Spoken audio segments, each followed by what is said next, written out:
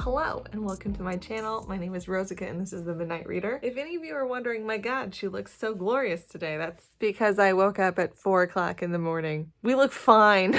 So as you may have guessed from the title of the video, I have something that I promised I would never film on this channel, which is a haul. Now, Rosica, you say, you recently said that you were going to dramatically downsize your bookshelves, cultivate a tiny portable library without any clutter. Now, I know I said that, but also, there was a library book sale. All the proceeds were to benefit my local library. Basically how it works is I had 2 tote bags and each tote bag costs $15 and you can walk away with as many books as you shove into a tote bag. I bought 2 tote bags full, so I spent $30. I bought 31 books, I think is what I counted here. They're not all for me. About a third of them are children's books for my daughter. My husband also had a grand old time. Despite the fact that he's not much of a bookworm, he had a great time. So he bought a bunch of books too. So I thought I'd go through my little haul. I was also able to find 5 whole books that are going to be permanent additions to my new, smaller, portable library. And then the rest of them that belong to me are going to go on the TBR shelf, which I'm thinking will have a 1 to 2 year timer on it. So if I haven't read a book on the TBR shelf within 2 years, it explodes, meaning it goes away.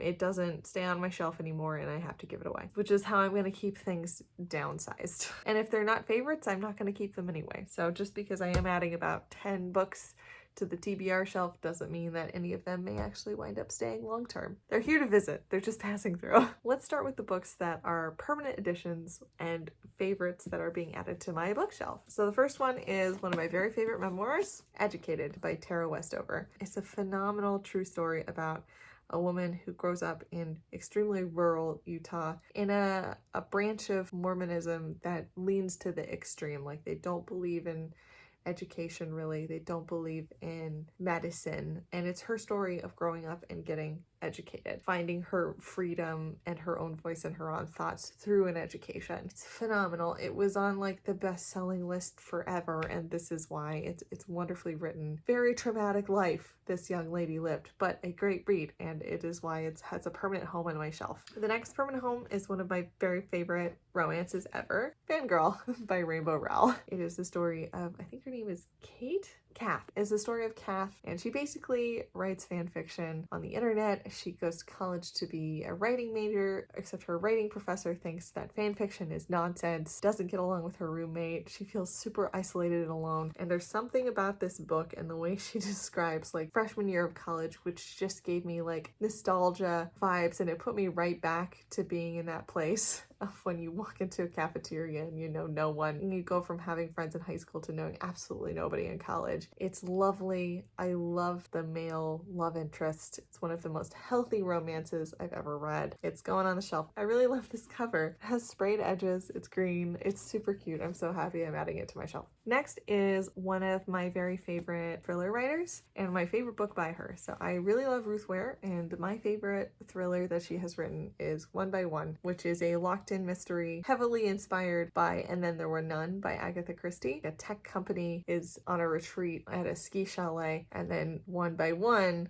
they start dying, and there's definitely a murderer among them. Not everyone cares for her writing. For me, she plays the movie in my head, so I'm just endlessly entertained by pretty much everything she writes, even when it's not that great, but this one is great. Next, a classic. This is actually a classic I did a reading blog on. I initially hated it when I was forced to read it in junior high, which goes to show you that people don't have fully formed brains when they're in 7th grade. And that is Animal Farm by George Orwell. Read this again as an adult, thought it was phenomenal, and I'm happy to put this tiny floppy copy on my shelf. This next one is sort of a stretch because it's multiple books, right? All like published together in one giant leather-bound copy. This is Works of Charles Dickens. It's a 1978 printing. It has good old book smell. The reason I bought it is I've been looking for a copy of A Christmas Carol since I read it about 2 years ago, because that is one of my very favorite classics. I have also read A Tale of Two Cities, which I thought was such a slog. So we're 50-50 on the Dickens so far. There's plenty of other works in here, including, I think, David Copperfield, Great Expectations, The Adventures of Oliver Twist, and the posthumous papers of the Dirkwick Club? Dirkwick Club? That's a new one. I picked it, it's gorgeous, and I'm gonna keep it because I wanted a copy of A Christmas Carol somewhere in my house. This counts. And who knows, maybe I will like more Dickens as I read more. Next are the TBR books. I found actually a physical copy of the #1 Ladies Detective Agency by Alexander McCall Smith. This is kind of perfect. I'm doing a reading vlog right now of reading books that my family has recommended for me, and this is the book that my mom recommended. How cool to have a physical copy. If it's good and I enjoy it, it can stay on my shelf. If not, I might send it to my mom so she's got a copy of her own, because I think she read it on audiobook maybe. I'm a Greek myths girly, so I also picked up Odyssey by Homer, which I've never read in its entirety. I've read excerpts. If I remember anything from the excerpts, it's that I appreciate the story more than the writing. So if I don't like it, it won't stay. But it is very cute and small for a classic. Then I found probably one of the most beautiful editions of an illustrated classic I've ever seen. This is Heidi by Joanna Spyri. It has all these lovely goats on it. It's illustrated, so it has beautiful paintings. My mom really loves Heidi. I have never read it, but I thought that it might be more fun to read it as an illustrated edition. If it turns out that I love it, I have a beautiful copy. If it turns out I don't, I will give this to my mom, who loves Heidi very much. Staying on theme for classics, I have only read The Bell Jar by Sylvia Plath, so I saw a copy of Ariel and decided I should probably pick it up and read it so I can have a depressed girl winter or whatever it is. Ariel is a collection of poems by Sylvia Plath. I believe it's one of her most recognized works other than The Bell Jar. I know her writing is quite dark, but also I'm interested to just read it, so we'll see. I saw 2 books that I recognized from BookTube, Autumn and Winter by Allie Smith. I think these keep going for multiple seasons. I think there's 4 or 5 books in here. Autumn is the beginning book, at least I think so. I have really no idea what these books are about other than it's literary fiction and people seem to really love the writing a lot. I think most people think the first one is the best. So I figured I'd start there. If I like it, I can read the rest of the series. If not, we'll stop there. Next, The Wild Silence by Raynor Winn. I read The Salt Path by Raynor Winn, which is the true story of a couple who loses everything, including their home where they raise their children due to a disagreement over finances with someone who they thought was their friend. They lost their entire home to them. Also, at the time they were losing their house, the husband is diagnosed with a rare degenerative disease, a wasting illness. The Salt Path is them hiking and camping rough on the coast of England. This is her second book, which is the husband's health improves significantly after walking the coasts. So they take up I think it's an old farmhouse or something to renovate. I enjoyed her writing a lot, so I'm curious to see what the second book is like. Last, this is on my summer TBR, so it's sort of perfect timing, The Song of Achilles by Madeline Miller. We will read this one and we'll see if Song of Achilles is in fact better than Circe. Next for books are books my husband bought. I'm going to go through them kind of quickly. He was really having a lot of fun in the classic section, so he got this copy of The World's Greatest Thinkers, Man in the Universe, The Philosophers of Science. It was a series of 4. He just grabbed the one. We're only interested in Man in the Universe. This is it. This is what we like. It's a good old book. It's got classic book smell. It smells like the reference section of like a library, and it's very pretty. He then got a couple of German books. My husband speaks German as a second language because he grew up there. Excuse my German. Das Geheimleben der Baum by Peter Wohlleben, which is also known as The Secret Life of Trees. Apparently originally published auf Deutsch. Brand new. It's still shrink wrapped. He's gonna read it and tell me if it's any good, and then I'll read it in English. And then we have Zurück zur Natur mit Laureat. It's sort of like a cartoony thing, like there's just a little bit of text. He was having fun finding like graphic novels. Even more cartoony is Vater und Sohn. I know that's Abentur, but I don't know the rest of that. Samtlich. Excuse my German. This one's really cute. This is a picture book that's all cartoons. There's no text at all, and it's just the adventures of like a father and son, which is what the title means. I kind of flipped through a couple of them and they're really quite sweet, so that was a good pick by him. English language books, he got another book in the Star Wars series, Darth Maul, Shadowhunter by Michael Reeves. He's read another book by him which he quite liked. Galileo, a play by Bertolt Brecht, who's a German philosopher, and I was told that I have to read this. Thanks, honey.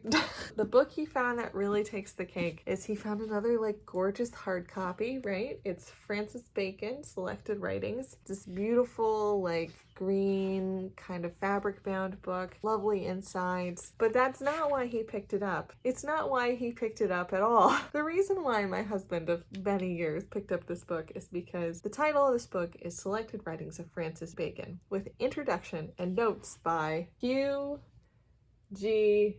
Dick, or as my husband giggled to himself, this book is by Huge Dick.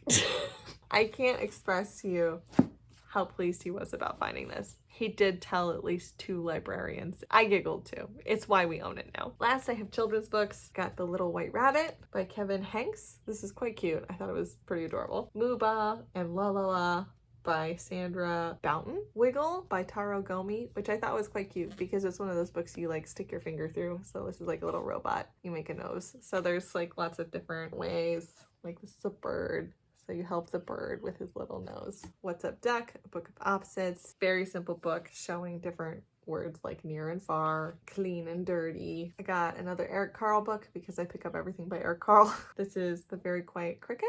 I used to have this one as a child. And I think it's kind of about like a cricket who's trying to make noise like other bugs are making noise and it's not working. So he has to find his own way and then he makes beautiful, beautiful music. I quite love Eric Carle's painting style. It's quite colorful. I got 2 books by Jimmy Fallon, Mama and Dada, and they're supposed to help your kid pick their first word. So now we each have a book to read her to see if we can, you know, make that happen. My husband picked out this one. It has its own funny tale. It's called If I Were a Rabbit by Anna Wilkinson. Art's quite cute. It's like one of those like touchy-feely books. Fast to read. I liked this page because it reminded me of the Lisa Frank stickers that were so popular when I was a kid. Psychedelic holographic sort of thing. We also picked out Goodnight Little Monsters, which is quite sweet because it refers to your child as many types of little monsters like Frankenbaby, Precious Zombie, Dear Vampire, Loch Nessie. It basically just goes through the process of saying goodnight to all the little monsters and all the ways they are tiny and monstrous and can get up to mischievousness tomorrow. But first, to bed. My husband picked out this one. It's called Let's Go Construction Trucks. It's a Scholastic book. Literally, the wheels turn. I love this book. I'm gonna enjoy doing this one a lot. But literally, it's every time you open it, it's a new truck. And it has wheels that turn.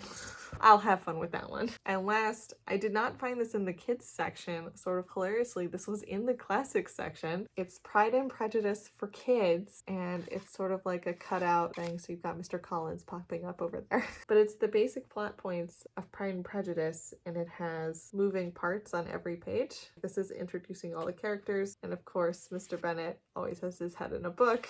This was, of course, the ball, so you can see the little dancers. This is, of course, Lizzie taking care of Jane, you know, quite aggressively with her cool washcloth. I just thought this was quite sweet. It's a nice, weighty kind of board book, but it's also Pride and Prejudice for kids. Those are all the books I bought. My husband also picked out 5 DVDs. We got Burnt, Star Trek 1 and 2, Serenity, huge Firefly fan, so this was a win from the hubby. Less of a win, a movie he has never seen and I have, and I am annoyed I have to watch again, is of course Ricky Bobby, Talladega Nights. Little Baby Jesus. This is my haul. I bought 31 books for $30 and 5 DVDs as well. I think that was pretty good. Next, I have to kind of organize my shelves and get my TBR shelf actually cracking, start making my pile of books to be given away. I'm sure you will see more of that later here on the channel, but thanks for watching my haul. Please like and subscribe if you like the videos. I will see you all next video. Bye!